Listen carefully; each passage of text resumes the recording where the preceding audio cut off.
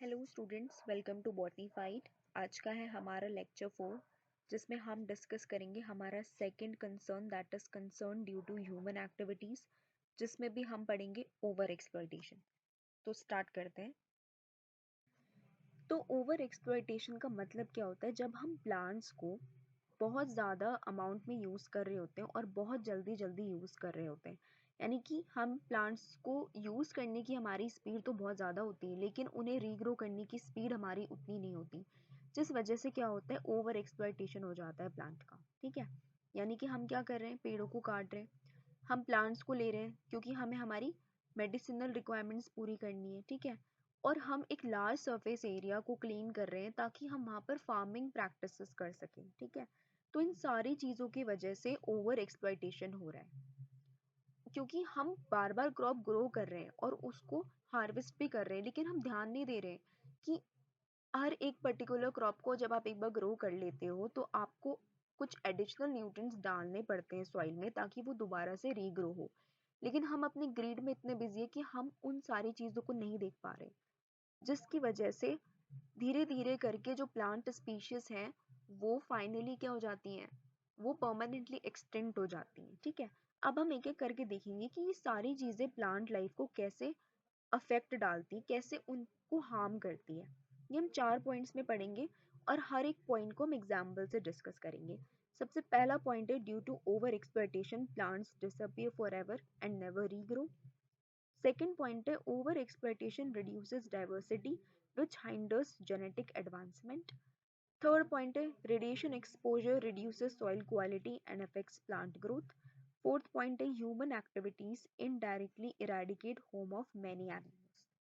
अब हम एक एक एग्जाम्पल से इनको समझते हैं। ठीक है, तो हमारा पहला पॉइंट है कि ओवर एक्सप्लॉयटेशन की वजह से प्लांट्स हमेशा हमेशा के लिए डिसअपियर हो जाते हैं और दोबारा रीग्रो नहीं कर पाते। इसका सबसे पहला एग्जांपल है सिलिफियम स्पीशीज। ये एंशियंट प्लांट हुआ करता था जो कि अब एक्सटेंट हो चुका है। ये रोमन्स और ग्रीक इसको यूज करते थे मेडिसिन परफ्यूम के फॉर्म में, और ये एक हाईली वैल्यूड स्पाइस हुआ करती थी, और इसका कॉन्ट्रासेप्टिव तरीके से भी यूज किया जाता था, यानी कि बर्थ कंट्रोल के लिए भी यूज किया जाता था। इसके एक्सटेंशन का रीजन क्या हुआ कि इसकी हाई डिमांड की वजह से इसको ओवर हार्वेस्ट कर लिया गया, जिसकी वजह से इसको सक्सेसफुली दोबारा कल्टीवेट नहीं किया गया, जिसकी वजह से ये कम्प्लीटली डिसअपियर हो गई। सेकंड जो हमारे पास में एग्जांपल है वो है सेंट हेलेना ऑलिव, जिसका बॉटनिकल नेम है नेसियोटा एलिप्टिका। इस प्लांट का यूज ये था कि ये एक आइलैंड था सेंट हेलेना का, उसकी ब्यूटी को एनहांस करती थी। ठीक है, और इसके जो डेलिकेट पिंक फ्लावर्स थे वो एस्थेटिक अपील के लिए यूज किए जाते थे गार्डन्स में, और इनका जो एक्सटेंशन का रीजन था वो भी सेम था कि इन्हें ओवर हार्वेस्ट कर लिया गया और इन्हें उस तरीके से सक्सेसफुली कल्टीवेट नहीं किया गया, जिसकी वजह से ये एक्सटिंक्ट हो गई। ठीक है, अब हम बात करेंगे हमारे सेकंड पॉइंट की, that is over exploitation reduces diversity which hinders genetic advancement. तो इसका सबसे पहला एग्जांपल है ग्रॉस मिशेल बनाना।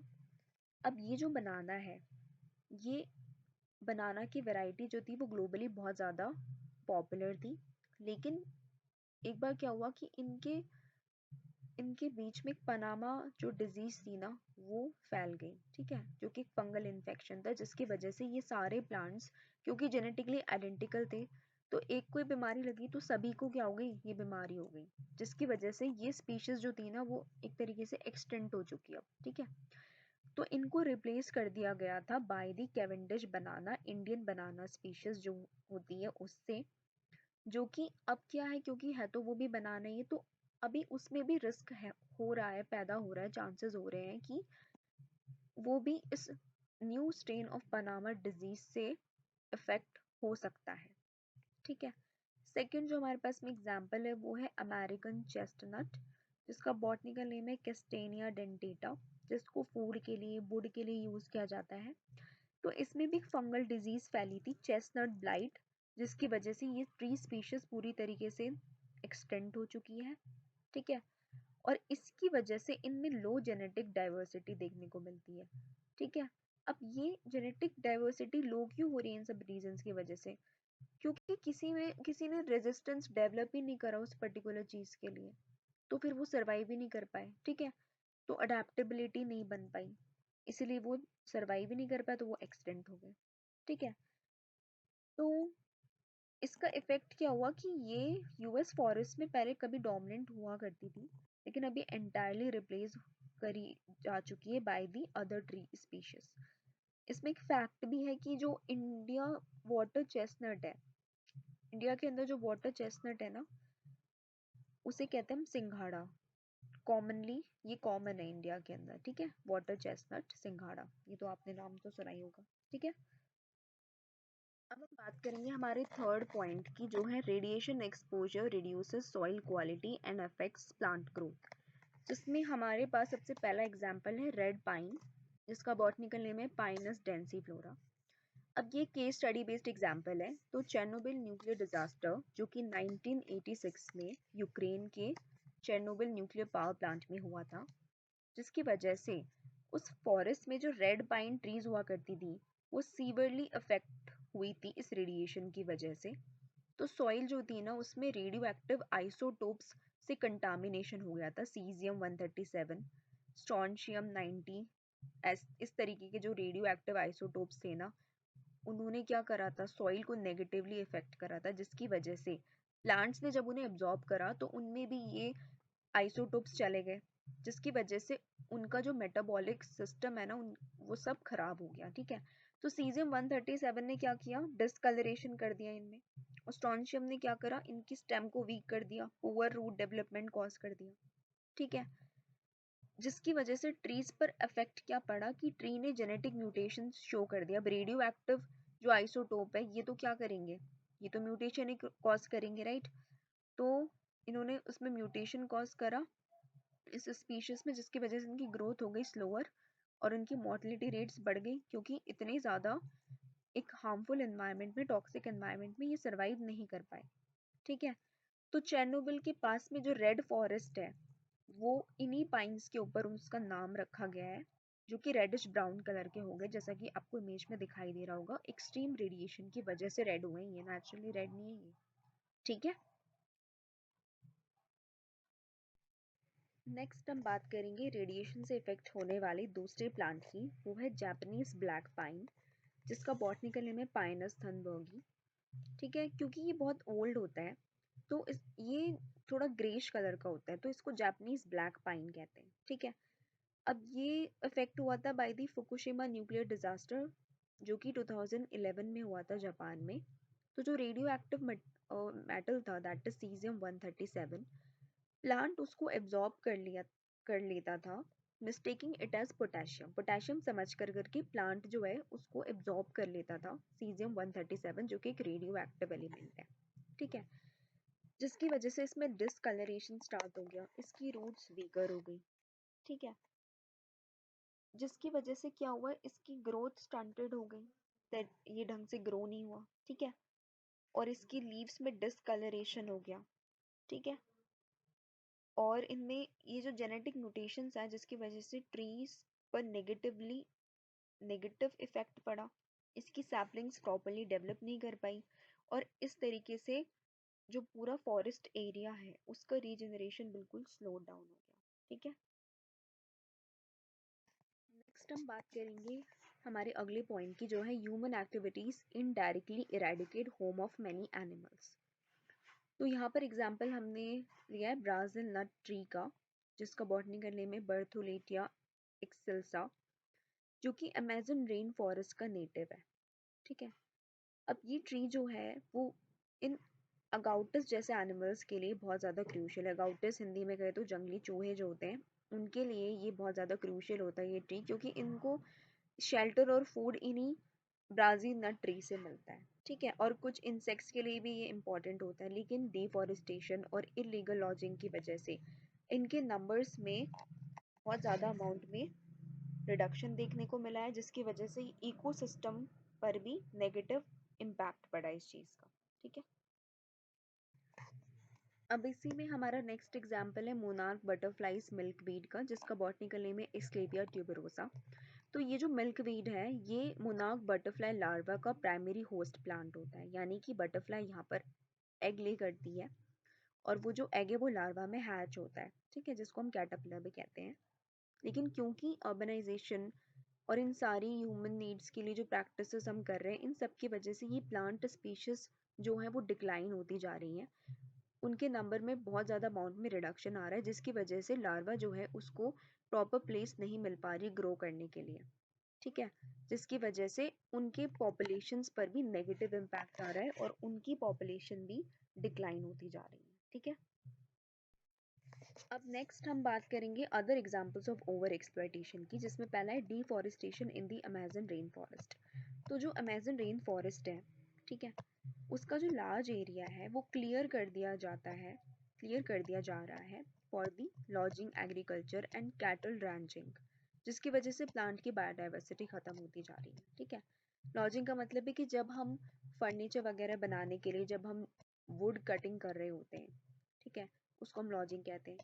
एग्रीकल्चर हमने क्या करा, बहुत ज़्यादा एरिया क्लीन करवा दिया ताकि हम वहाँ पर फार्मिंग प्रैक्टिसेस कर सके। कैटल रैंचिंग वही एनिमल हस्बेंड्री जो हम करते हैं, हम लोग क्या करते हैं, हम लोग कैटल्स वगैरह को रियर करते हैं, ठीक है, ताकि हम डेयरी प्रोडक्ट्स वगैरह उनसे ले सकें, ठीक है। तो इन सारी प्रैक्टिसेस की वजह से प्लांट की बायोडाइवर्सिटी उस फॉरेस्ट में ख़त्म होती जा रही है, ठीक है। सेकेंड है हमारे पास में over harvesting of medicinal plants, ठीक है, यानी कि मेडिसिनल प्लांट्स के ओवर हार्वेस्टिंग की वजह से भी ओवर एक्सप्लॉयटेशन हो रहा है, जैसे कि प्लांट्स लाइक सैंडलवुड, जिसे हम चंदन कहते हैं, ठीक है, चंदन का पाउडर जो कि बहुत ही फेमस है ना, जो हम स्किन केयर के लिए यूज़ करते हैं, और इसका जो ऑयल है वो अरोमा थेरेपी में इस्तेमाल होता है स्ट्रेस एंजाइटी से रिलीफ देने के लिए, ठीक है। दूसरा हमारे पास में एग्जाम्पल है जिनसेंग का, जिसे हिंदी में अश्वगंधा कहते हैं, जो कि एक मेडिसिनल हर्ब है और ट्रेडिशनली इसका इस्तेमाल किया जाता है एनर्जी, इम्यूनिटी और मेंटल एक्टिविटी को बूस्ट करने के लिए, ठीक है। और इसका भी क्योंकि हम बहुत ज़्यादा यूज़ कर रहे हैं तो इसकी भी क्या हो रही है, कमी हो रही है, ठीक है। थर्ड हमारे पास में एग्जांपल है excessive farming of single crops, जिसे हम मोनोकल्चर कहते हैं, कि हमने क्या करा, एक ही क्रॉप्स को हमने सेम फार्म पर बार बार ग्रो करा, ठीक है। तो जब हम एक ही क्रॉप ग्रो करते हैं बार बार, जैसे सोयाबीन या पाम ऑयल, इस तरीके के क्रॉप जब हम ग्रो करते हैं, कोई भी क्रॉप हो, जब हम लार्ज एरिया पर बार बार वही क्रॉप ग्रो करते रहते हैं तो सॉइल न्यूट्रिएंट्स की वहाँ पर कमी हो जाती है, जिसकी वजह से बायोडाइवर्सिटी पर इफेक्ट पड़ता है, ठीक है। जैसे कि हमने क्रॉप रोटेशन में पढ़ा ही था ना, कि हम लोग क्या करते हैं, हर एक सीजन अलग अलग क्रॉप्स ग्रो करते हैं ताकि हम दोबारा से सॉइल के न्यूट्रिएंट्स को रीस्टोर कर सकें, ठीक है। और जब हम ऐसा नहीं करते हैं तो उसको मोनोकल्चर कहते हैं, जो कि हमारी प्लांट की बायोडाइवर्सिटी को अफेक्ट करता है, ठीक है।